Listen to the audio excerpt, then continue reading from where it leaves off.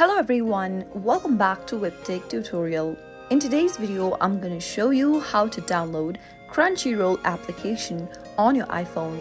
So without further ado, let's get straight to the video. To download Crunchyroll application on your iPhone, first, make sure that your iPhone is connected to an internet. Turn on your Wi-Fi or your cellular data and go straight to the app drawer and open the App Store. In the search box, search for Crunchyroll. You'll be able to see this application displayed in the search result. Crunchyroll is an online streaming platform that focuses on providing anime and Asian content to their viewers. Once you end up in this interface, tap on the download button appearing right beneath the app name. Now wait until the application is downloaded. Once the download installation is finished, tap on the open button to launch open Crunchyroll on your iPhone.